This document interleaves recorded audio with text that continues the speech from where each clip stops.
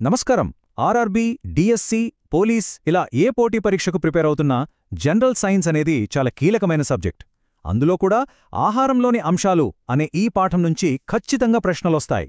మనం బ్రతకటానికి, పెరగటానికి, ఆరోగ్యంగా ఉండటానికి ఆహారం ఎంత ముఖ్యమో పరీక్షల్లో మంచి మార్కులు సాధించడానికి ఈ పాఠం కూడా అంతే ముఖ్యం. సరే, ఇంక ఆలస్యం చేయకుండా ఈ టాపిక్లోకి సౌగా వెళ్ళిపోదాం. ఈరోజు మన విశ్లేషణలో ఈ 6 ముఖ్యమైన విభాగాలను వరుసగా చూడబోతున్నాం. ముందుగా ఆహారమంటే ఏంటి అనే బేసిక్స్తో మొదలుపెట్టి అందులోని రకరకాల పోషకాలు, వాటి పనులేంటో తెలుసుకుంటాం. ఆ తర్వాత వాటిని ఎలా టెస్ట్ చేయాలో చూసి సమతుల్య ఆహారం గురించి, దాని లోపం వల్ల వచ్చే రోగాల గురించి చర్చిద్దాం. చివరగా కొన్ని ఆధునిక అంశాలతో ఈ టాపిక్ను ముగిద్దాం. స్టెప్ బై స్టెప్ ప్రతి అంశాన్ని క్లియర్గా అర్థం చేసుకుంటూ ముందుకు వెళ్దాం. సరే, ఇంకా మొదలు పెడదాం. మన మొదటి విభాగం ఆహారం, ప్రాథమిక అంశాలు. అసలు ఫుడ్ అంటే ఏంటి, మన జీవితంలో దాని పాత్ర ఏంటి అనే ఫండమెంటల్స్తో మన లెర్నింగ్ స్టార్ట్ చేద్దాం. అసలు ఆహారం అంటే ఏమిటి? చాలా సింపుల్ క్వశ్చన్లా అనిపిస్తుంది కదా, కానీ దీని నిర్వచనం నుంచే బిట్ రావచ్చు. గుర్తుపెట్టుకోండి, ఆహారం మన శరీరానికి ప్రధానంగా 3 పనులు చేస్తుంది. 1. మనం రోజూ చేసే పనులకు అవసరమైన శక్తిని అంటే ఎనర్జీని ఇస్తుంది. 2. మన శరీరం పెరగడానికి అంటే గ్రోత్కి కావలసిన ముడి పదార్థాలను అందిస్తుంది. ఇక 3. మనల్ని ఆరోగ్యంగా ఉంచడానికి సహాయపడుతుంది. సింపుల్గా చెప్పాలంటే శక్తి, పెరుగుదల, ఆరోగ్యం ఈ 3 పదాలు చాలా ముఖ్యం.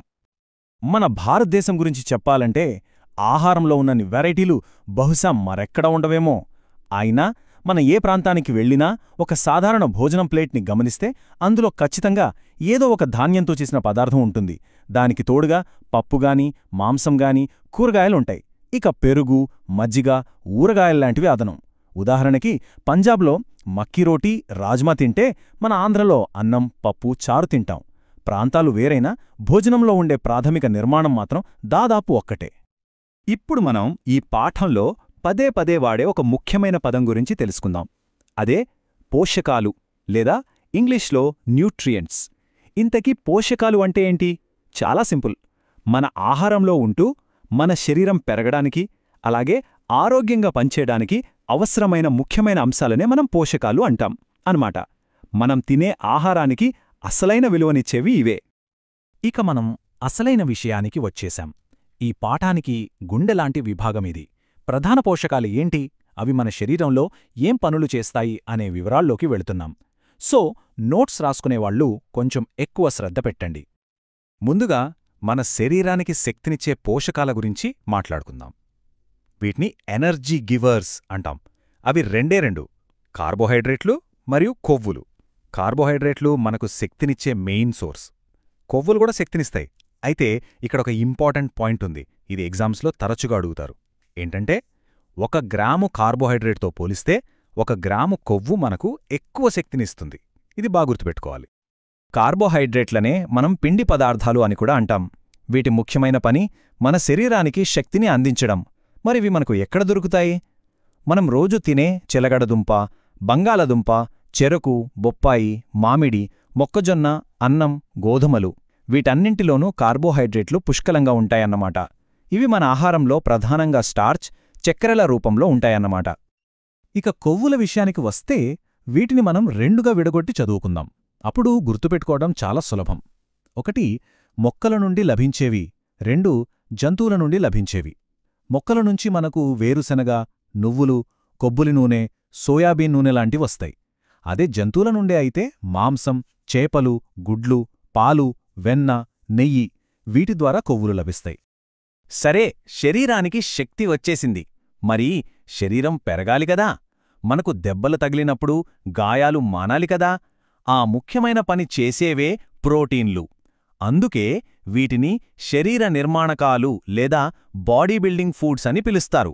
మన శరీరం యొక్క పెరుగుదలకు, అలాగే దెబ్బతిన్న కణజాలాల మరమ్మత్తుకు అంటే రిపేర్కు ఇవి అత్యంత అవసరం. కొవ్వులలాగే ప్రోటీన్ల విషయంలో కూడా మొక్కల నుంచి వచ్చేవి, జంతువుల నుంచి వచ్చేవి అని విడదీసి చూద్దాం.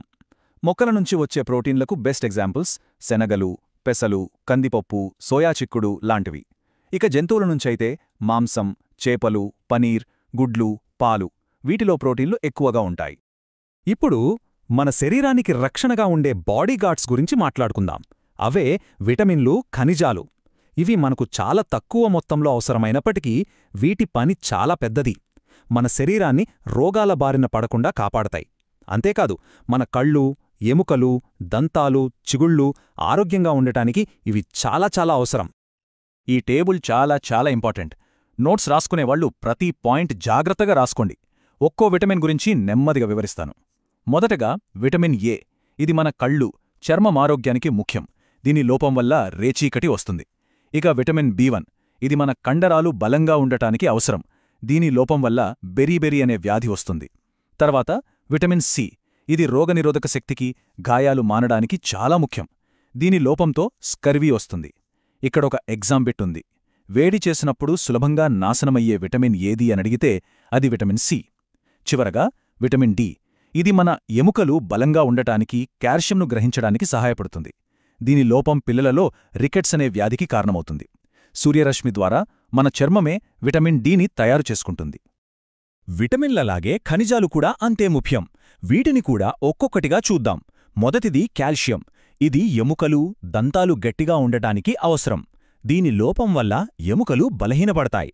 తరువాత ఐరన్. ఇది మన రక్తంలో హిమోగ్లోబిన్ తయారీకి కీలకం.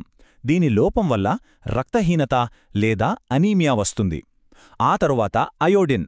ఇది థైరాయిడ్ గ్రంథి సరిగ్గా పనిచేయడానికి చాలా అవసరం. దీని లోపం వల్ల గాయిటర్ అనే వ్యాధి వస్తుంది. చివరగా ఫాస్ఫరస్.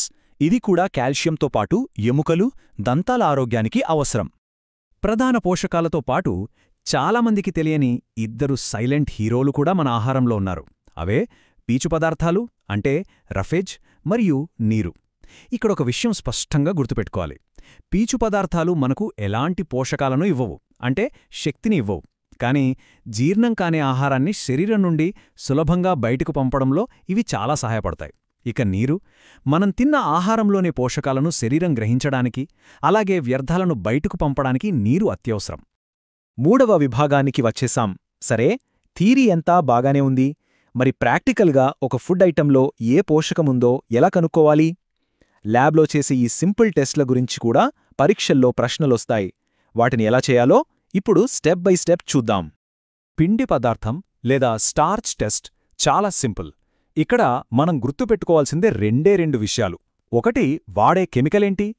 2, వచ్చే రంగు ఏంటి? వాడే కెమికల్ సజల అయోడిన్ ద్రావణం. ఆహార పదార్థం మీద 2-3 చుక్కలు వేయగానే అది నీలి నలుపు రంగులోకి మారితే అందులో స్టార్చ్ ఉన్నట్టు నిర్ధారించుకోవచ్చు. అంతే. ప్రోటీన్ టెస్ట్ కొంచెం పెద్దదే, కాని సులభమే. ఇక్కడ మనం 2 కెమికల్స్ వాడతాం, గుర్తుపెట్టుకోండి. ఒకటి కాపర్ సల్ఫేట్, రెండోది కాస్టిక్ సోడా. ముందుగా ఆహారాన్ని పేస్ట్ చేసి టెస్ట్ ట్యూబ్లో వేసి దానికి 2 చుక్కల కాపర్ సల్ఫేట్, 10 చుక్కల కాస్టిక్ సోడా వేసి బాగా షేక్ చెయ్యాలి. ఫైనల్గా మనకు ఊదా రంగు, అంటే వాయిలెట్ కలర్ వస్తే ప్రోటీన్ ఉన్నట్టే. ఇక కొవ్వుల కోసం చేసే టెస్ట్ అయితే మరీ సింపుల్.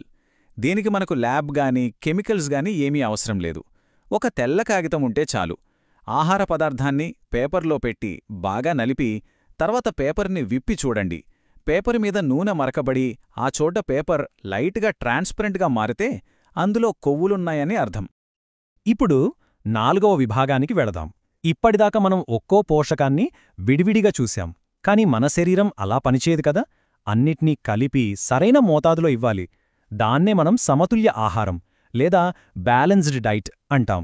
దాని ప్రాముఖ్యతేంటో ఇప్పుడు చర్చిద్దాం. సమతుల్య ఆహారం. ఈ పదం వినగానే మనకు పెద్ద పెద్ద నిర్వచనాలు గుర్తుకొస్తాయి. కాని సింపుల్గా అర్థం చేసుకోవాలంటే మన శరీరానికి కావలసిన అన్ని పోషకాలు సరైన పరిమాణంలో, వాటితో పాటు తగినంత పీచు పదార్థాలు, నీరు ఉండే ఆహారమే సమతుల్య ఆహారం. ఇందులో అన్ని పోషకాలు మరియు సరైన పరిమాణం అనేవి కీలక పదాలు.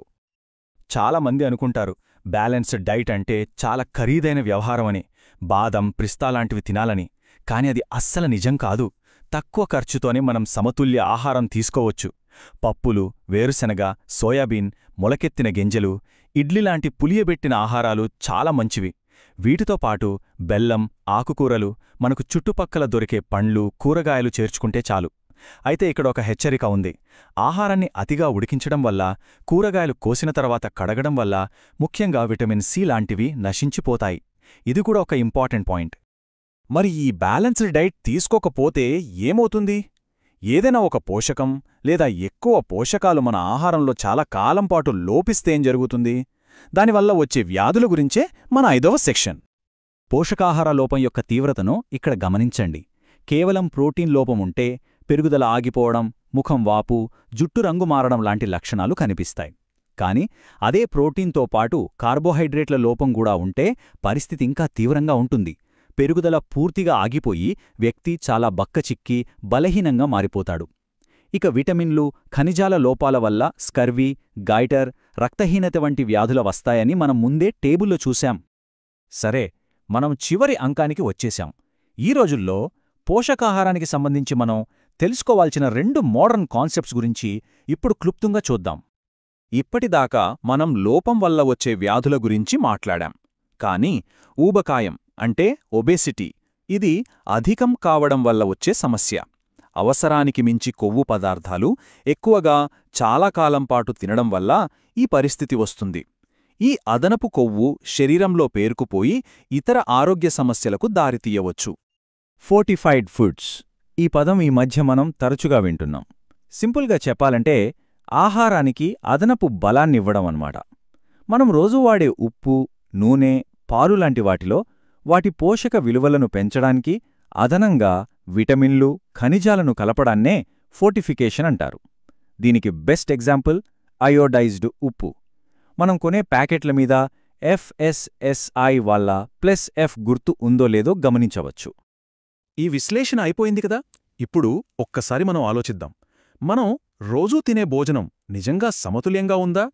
ఈ పాఠంలో నేర్చుకున్న విషయాలను మన నిజ జీవితానికి కూడా అన్వయించుకుంటే పరీక్షల్లో మార్కులే కాదు, మన ఆరోగ్యం కూడా మన సొంతమవుతుంది. ఆలోచించండి.